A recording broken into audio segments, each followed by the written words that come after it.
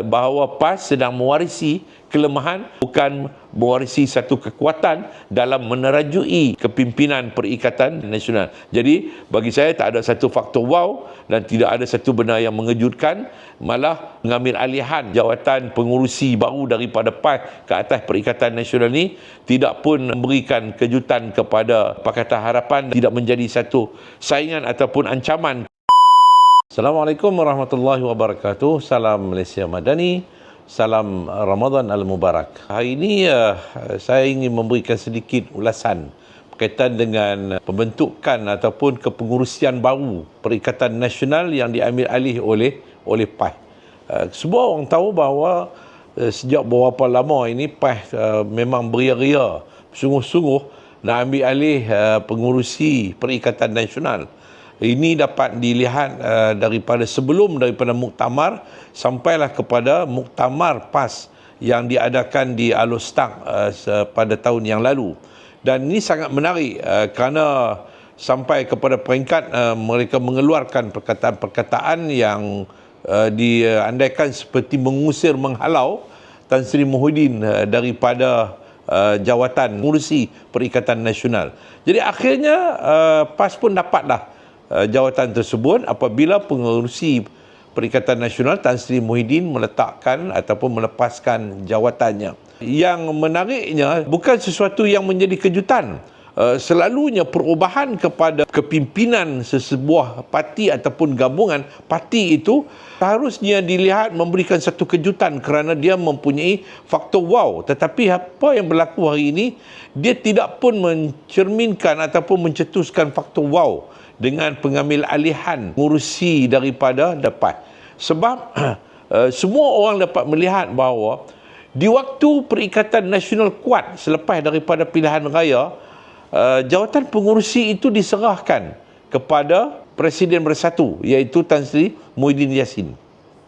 Dia yang mengambil alih ataupun dia mengambil jawatan tersebut sejak sebelum daripada itu. Tapi sepatutnya selepas daripada pilihan raya, sudah pun menggambarkan jumlah kursi yang diperolehi oleh PAS itu melebihi daripada parti-parti gabungan, khususnya Parti Bersatu. Sepatutnya PAS sudah pun mengambil alih pada waktu itu kerana itu mencerminkan mandat yang diberikan kepada pembangkang dengan jumlah kursi yang diperolehi. Tetapi apa yang berlaku bahawa mereka terus mengekalkan Tan Sri Muhyiddin sebagai pengurusi Perikatan Nasional. Tapi setelah berlangsung beberapa lama, selepas daripada pilihan raya, hampir 3 tahun, kegagalan mereka dapat melakukan tebuk atap 2.0, lalu akhirnya berlakulah usaha untuk menuntut supaya kursi pengurusi Perikatan Nasional itu diberikan kepada PAS. Jadi apa yang berlaku pada hari ini ialah Tan Sri Muhyiddin Yassin menyerahkan kursi itu di kala waktu gabungan parti ini sedang menghadapi kelemahan. Semua orang tahu bahawa Bersatu berada dalam keadaan keretakan yang sangat parah, sehingga berlakulah pecat memecat dan timbalan presiden juga dipecat, dan hari ini berlaku pembubaran seperti pembubaran ataupun peletakan jawatan ramai-ramai di peringkat bahagian. Malah saya dipahamkan seperti seolah-olahnya membubarkan cawangan ataupun bahagian-bahagian Bersatu di dalam negara kita ini. Jadi ini mencerminkan bahawa bagaimana lemahnya gabungan Perikatan Nasional ini kerana parti gabungan tersebut Bersatu sedang berhadapan dengan keadaan yang lemah. Jadi PAS mewarisi kelemahan, bukan mewarisi satu kekuatan. Dan ini yang saya percaya bahawa ahli-ahli PAS yang mempunyai kebijaksanaan berfikir, mereka juga akan merasa mengeluh kerana kenapa waktu Perikatan Nasional lemah, tiba-tiba PAS beria-ria nak ambil alih jawatan pengurusi. Sepatutnya diambil alih waktu Perikatan Nasional makin kuat. Malah orang juga mempunyai satu kesedaran di kala ini di mana PAS sendiri berhadapan dengan masalah.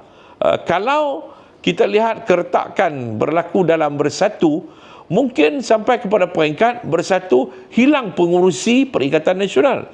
Tetapi keretakan yang berlaku dalam PAS, perselisihan, keberantakan yang berlaku dalam PAS ini menyebabkan PAS hilang satu kerajaan yang diterajuinya, iaitu kerajaan di negeri Perlis. Jadi yang ditukar itu iaitu daripada bersatu berhadapan dengan kelemahan, yang naik untuk menerajui Perikatan Nasional juga sedang berhadapan dengan kelemahan yang amat sangat. Jadi Dr. Sam, saya tidak persoalkan dia kerana dia adalah menunaikan tanggungjawab yang diamanahkan oleh parti dia. Tetapi hakikatnya apa yang berlaku sekarang ini seumpama pasukan bola sepak yang di waktu menang 3-0 dalam permainan, kalau nak dikeluarkan kapten pasukan bola sepak itu, mungkin ramai yang berebut-rebut untuk memegang lilitan kapten di bahu kiri ataupun bahu kanan, di lengan kiri ataupun lengan kanan.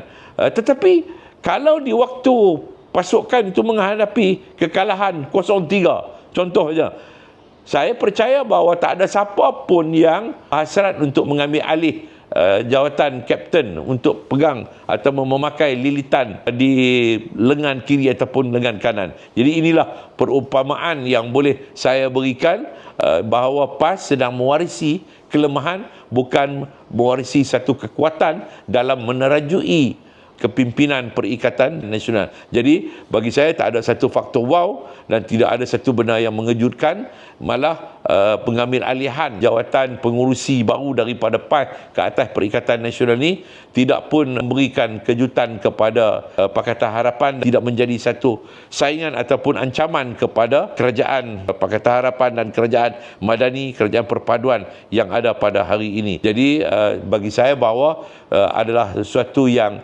sangat mengembirakan kita kerana parti yang dianggap nak mengambil alih kerajaan, parti itu sedang mengalami kelemahan dan keberantakan, maka sudah tentu rakyat akan membuat pemikiran bahawa yang mereka cari ialah kestabilan, bukannya mencari seorang pengurusi yang berada dalam keadaan yang sangat lemah. Terima kasih.